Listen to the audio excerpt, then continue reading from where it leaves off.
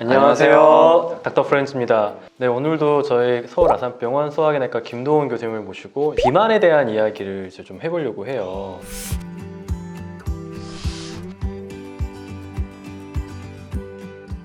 비만하면은 좀 많은 분들이 의아해할 수도 있어요. 이제 보통은 약으로 이제 치료를 하거나 그냥 식이, 그리고 고도 비만인 경우에는 최근에는 수술적인 치료도 이제 많이 한다라고 아마 알고 계실 거예요. 이게 보험 적용도 돼서 이제 많은 분들이 좀 그런 거에 관심을 갖고 있는데, 아무래도 이런 수술적 치료에 대해서 좀 무서워하거나 좀 거부감을 갖거나 이런 분들도 있어요. 그래서 요즘 또 새롭게 내시경으로 이렇게 비만, 특히 고도 비만 환자분들에게 도움이 되는 그런 시술이나 치료법들이 있어서 이야기를 나눠보려고 오늘 김동현 교수님 모셨습니다.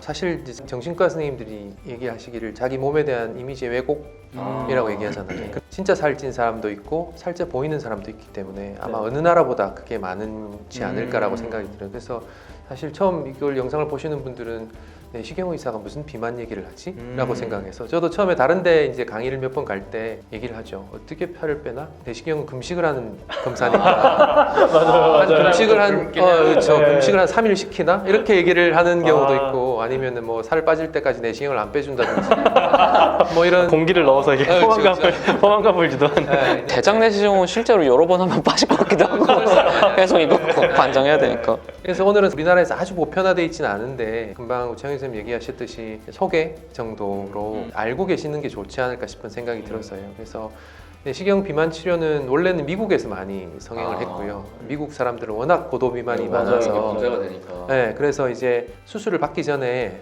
이분을 어떻게 하면 수술 결과를 좋게 하려고 하나 고민을 하던 끝에 풍선이라고 하는, 이제 아마 많이들 알고 계실 거예요. 위풍선. 그래서 위풍선에서 구글 검색해 보면은 굉장히 광고라는 게 뭐 다 나쁜 건 아닙니다. 물론 자기 의료 광고 허용돼 있으니까 이제 어떻게 하면 이제 살을 뺀다 하는 것들에 대해서 나와 있듯이, 이제 풍선이 처음 개발되게 된 계기는 인턴 레지던트 때 보면 위석이라고 아시잖아요. 그쵸.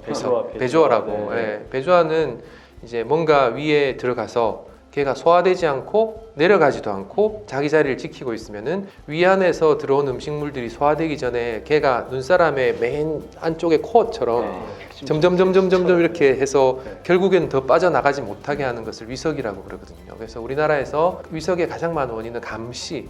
감시. 왜냐하면 감시가 위에서 12지장으로 탁 넘어가지 못하는 적당한 크기거든요. 그거를 그 삼키신 분도 대단한 거지. 그 사이즈를. 이제 노인분들이 시골에 감나무가 있는데 감 좀 따놓다가 겨울에 심심하니까 하나씩 드시는 거예요. 꽃감도 만들어 드시고. 그러면 딱 늦겨울이나 초봄에 많이 오시거든요. 그때 감씨를 먹었다가 그게 뭉쳐질 시간이 있어야 되니까. 커져야 되니까. 그래서 이제 내시경으로 그걸 빼거든요. 근데 내시경 의사들이 보니까 이상하게 위석 있는 사람들이 살이 찌진 사람이 없어. 살이 빠져서 오니까. 그래서 이게 뭔가 공간을 차지하는 물질이 위 안에 있으면 이게 살을 뺄 수가 있겠구나라고 생각을 해서 아마 그런 발상으로 만들었고요. 대신에 이제 감시가 원인이 되는 위석은 덩어리가 있으니까 눌러서 궤양도 만들고 피도 내고 하지만 걔네가 무게가 있어서 이 살을 눌러놓으니까. 그렇죠. 그래서 이제 원칙은 궤양을 만들지 않고 몇 개월 동안 강한 위산에서 살아남아야 되고 하는 그런 조건이 있어야지 그 풍선이 될 수 쉽지 않네요. 그러면 부드러워야 되고. 그렇죠. 그래서 보통 이제 한 500cc에서 한 1리터 정도, 1000cc 정도인데 이제 나라마다 틀린데 우리나라는 한 500 정도거든요. 체구가 서양인보다 작기 때문에. 그래서 근데 이거를 500cc를 어떻게 넣지 하면 이게 삼킬 수도 없잖아요. 야, 먹어요 이제. 아니 살 빼러 오셨으면 이 정도는. 그래서 내시경 의사가 필요한 거죠. 이거를 뭐 배를 열고 위를 열고 또 풍선을 넣고 닫을 수는 없으니까 이렇게 풍선을 딱 짜부러뜨린 다음에 그걸 내시경으로 넣은 다음에 그 다음에 그 안에 생리 식염수를 한 500cc를 넣는 거예요. 그래서 그 안에 식염수를 넣을 때 메틸렌블루나 인디고칼민이라는 색소를 넣거든요. 근데 이제 잘 있다가 터질 수가 있죠. 터지면 이제 그게 소변으로 나오는. 소변으로 나오는. 그래서 파란색 소변이 나오면은 풍선이 터졌다라고 얘기를 보통 하게 됩니다. 그래서 그걸 넣으면 일단 이제 500 먹고 들어가는 거죠. 무조건 이만큼은 먹은 거네요, 내가. 그렇죠. 당신이 예를 들어서 밥 먹기 전에 물 500cc 먹고 바로 밥 먹어라. 그건 똑같은 거죠. 심지어 물은 그냥 내려갈 텐데 얘는 그냥 있으니까. 그쵸. 진짜 배부르겠다. 예, 그런 역할을 하는 거죠. 그러면 이제 많이 못 먹게 되고 그러다가 살이 이제 빠지는. 근데 그게 이제 생활에 적응이 되면 괜찮은데 이물이 배에 있으니까 처음에는 적응하기가 굉장히 힘들죠.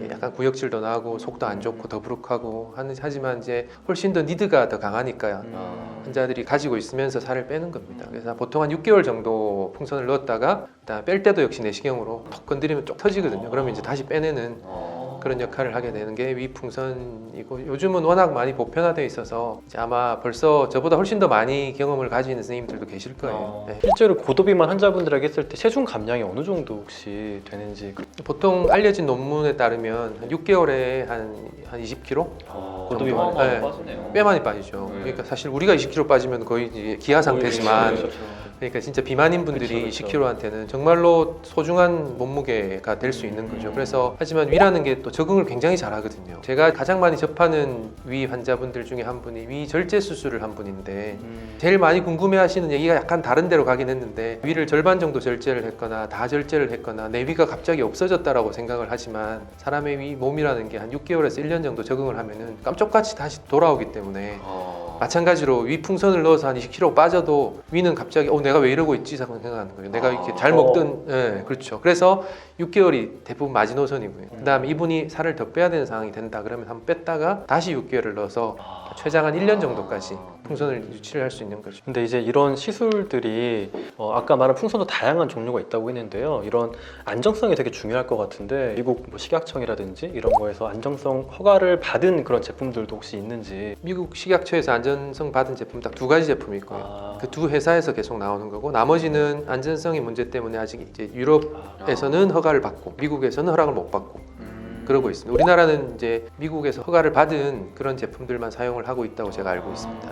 너무 새로운 좀 개념이기도 하고 아직은 이렇게 보편화되지 않은 개념인데, 비만 환자분들이 워낙에 또 가지고 있는 질환도 많으시고, 특히 고도비만 환자분들 같은 경우에는 가지고 있는 기저질환이 많기 때문에 신경 써야 될 게 굉장히 많잖아요. 그래서 그렇기 때문에 이런 시술을 할 때 신경 써야 될 부분이나 같이 좀 필요한 그런 진료나 처치가 있는지, 그런 것들 좀 같이 궁금한 것 같아요. 그게 사실 굉장히 중요한 질문을 하신 것 같아요. 그게 왜냐하면은 이제 비만이라고 생각할 때 가장 많은 부분을 차지하고 있는 환자가 당뇨병 환자거든요. 그렇죠. 그러니까 당뇨병 환자라는 게 다 아시다시피 혈당이 잘 올라가기도 하지만 잘 떨어지기도 하고, 맞아요. 그 조절을 자기가 잘 못하는 상황이라서 일단은 이제 그 비만의 그 뒤에 뭐가 있는지를 잘 파악을 하는 게 중요하고, 만약에 당뇨병 환자 같으면은 내가 당뇨를 보고 있는 내분비내과 의사 아니면 내과 의사 선생님한테 이제 이런 치료를 받고 있는데 어떻게 내가 당 조절을 할 수 있는 게 좋은지, 예를 들어서 비만 치료가 너무 잘 돼서 인슐린 먹던 분이 경구약을 먹는다든지 경구약을 먹던 분들이 이제는 운동을 해도 된다든지 하는 그런 판단의 기준은 비만을 치료하는 의사는 잘 못할 수도 있거든요. 그런 것들을 잘 물어보는 게 중요하고,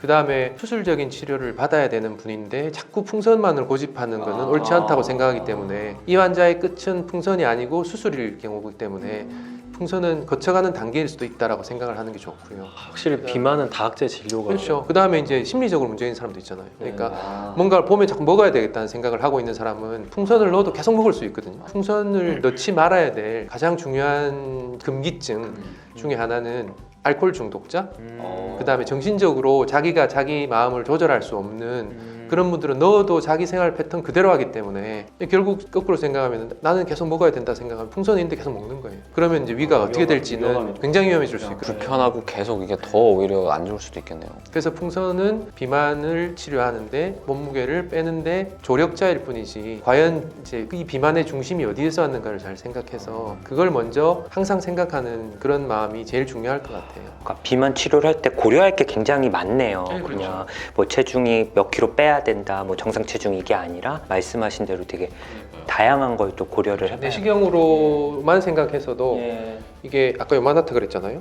여기 넣는데 이게 자꾸 식도로 올라오는 분이 계세요. 왜냐하면 위하고 식도 사이에 열공탈장이라고 해서 식도염 환자들이 있을 수 있는 그런 게 있으면 풍선을 넣어도 자꾸 배에 안 있고 자꾸 가슴으로 올라오니까 그분들은 넣으면 오히려 더 불편한 게 되겠죠. 그러니까 그런 여러 가지 문제들이 있기 때문에 이런 치료를 할 때는 항상 여러 사람들이랑 의논을 잘 해서 결정하는 게 제일 좋을 것 같습니다. 특히 우리나라는 약간 비만이라고 하면 미용 쪽으로만 생각을 하는 그렇죠. 경우가 네. 되게 많은 것 같아요. 젊은 사람들도 그렇고. 근데 교수님이 보셨을 때는 비만은 어떻게 봐야 되는지 좀 질환으로 봐야 될까요, 교수님? 사실 이제 예. 제가 소극적으로 대답할 수밖에 없는 게 비만이 제가 담당하는 게 아니고 저희 네. 병원에도 작년부터 비만에 대한 다학제 클리닉이 생겼거든요. 아. 그래서 과연 이제 어떤 조직이든지 마찬가지로 다 각 해당되는 과가 제일 우위에 있고 싶은 생각은 사실은 자연스럽잖아요. 예. 근데도 불구하고 저희들은 다 같은 생각을 하고 있기 때문에 다학제 클리닉의 메뉴는 내분비내과예요. 지금 되게 뿌듯하게 웃고 있었어요. 그렇죠. 큰 역할을 하는 과가 내분비내과이기 때문에 우리는 어떻게 생각하면은 내분비내과의 지도 편달을 받으면서 내분비내과 의사가 수술을 하라 하면 수술을 보내고 그 다음에 내시경 치료를 하라 그러면 앞으로 이제 제가 할 거고 뭐 이런 식으로 되는 거죠. 이게 둘 다 필요 없고 약물 치료, 운동, 당뇨 열심히 하자 이렇게 따르는 거죠. 그래서 내분비내과가 컨트롤 타워 같은 역할을 해야 된다고는 생각을 합니다. 그리고 내시경으로 해가지고 또 다양하게 최근에 이제 미국이나 이런 데서 소개되고 있는 그런 체중을 감량하게 한 시술들이 좀 있다고 들었는데 예. 그런 거 좀 간단하게 소개만 좀 너무 신기해가지고요. 예. 첫 번째는 풍선을 말씀드렸고 네. 두 번째는 이제 스텐트라고 하는 요즘은 이제 워낙 많이 알려진 그 지금 좁아진 곳을 펴는 게 스텐트. 스텐트에 심장 심근경색 같은 거 그렇죠, 하실 때 그렇죠. 맞아요. 그래서 네. 길을 열어주는 스텐트인데 이제 스텐트에는 두 가지 종류가 있거든요. 스텐트 바깥에 막처럼 멤브레인이 있는 것과 그렇지 않은 게 있는데 걔를 이제 위 아래쪽에 12지장 아니면은 식도 바로 아래쪽에 관을 넣어서 쭉 미끄럼 타고 내려오듯이. 그러니까 위 아래부터 해가지고 저기 그 소장을 쭉 이렇게 그렇죠. 해준다는 거죠. 옛날에 어렸을 때 우리 뱀사다리 놀이 같은 거 있죠. 쭉 내려오듯이. 그래서 음식물이 내려가는 거예요. 그래서 정작 흡수돼야 될 부분은 건너뛰고 밑으로 내려가니까. 그러니까 얘가 맛있게 먹고 흡수 안 되고 굉장히 이상적이죠. 나는 기분 좋고 살은 안 찌고 모두가 바라는. 그런데 그게 이제 주로 흡수하는 곳이 소장이니까 거기를 그냥 이렇게 샥 보내는 거군요. 근데 하지만 이제 그런 이물질이 몸에 들어있는 문제의 안전성 때문에 아직까지는 보편화되지 않고 개발 중이다라고 생각하시면 될 것 같고 제가 되게 인상 깊었던 거는 식사를 잘 못하는 연하곤란 환자분들이 보통 위로술이라고 해서요. 입에서 못하니까 배로 이렇게 뚫어서 하는 게 있거든요. 밥을 바로 위로 먹을 수 있는 그런 분들이 있어요. 네, 그렇죠. 이제 그게 발상을 얻어서 위로술 같은 경우에는 밥을 넣는 거지만 조금 구멍을 넓혀가지고 먹었던 밥을 빼내는 아까 내가 입으로 먹고 그쵸, 이걸로 먹고 빼고 빼는 거는 한 30분, 1시간 정도 있다가 화장실 가서 이 밸브를 열면은 이렇게 나오거든요. 그러니까 이게 다 씹고 해서 얘가 죽처럼 돼 있으니까 그렇죠. 그게 나올 수 죽 있는 상태죠. 거죠. 예. 역시 내분비내과세요. 그래서 그걸 빼면은 이제 먹었던 것들이 소화가 죽 상태로 돼서 밑으로 내려가기 전에 옆으로 나가는 거죠. 그러니까 내가 아직 소화되기 전에 그냥 다 그거를 뺄 수 있게. 그러면 이제 확실히 체중은 빠지죠. 빠지는데 빠지죠. 신기하게도 FDA 승인도 받았고요. 그다음에 이제 본인이 그런 모습을 하는 거에 대해 좋은 이쁜 모습이 아니니까 과연 내가 이렇게 해서라도 밥을 먹어야 되느냐 하는 걸 좀 근본적으로 생각해서 스스로 좀 좀 체중감 본인도 식이 조절을 조금 하게 되겠네요. 하게 되겠죠. 이게 사실 먹은 거와 내보내는 거는 모양이 틀리잖아, 그죠?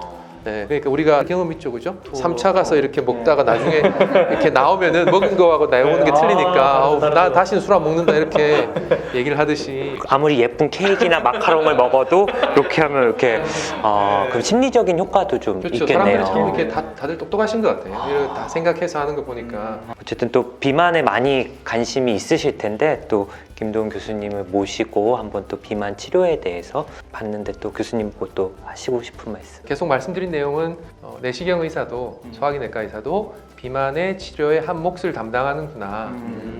그래서 그런 얘기가 나오더라도 제 사람들이 왜 저거를 하지? 라고 생각을 거부감 있게 받아들이지 마시고 그렇지 않습니다. 그냥 자그마한 한 축을 담당하고 있다라고 그냥 알아주시면 감사하겠습니다. 네, 오늘도 이렇게 시청해 주셔서 감사하고 다음에 또 김도훈 교수님과 다른 이야기로 찾아뵙겠습니다. 감사합니다. 감사합니다.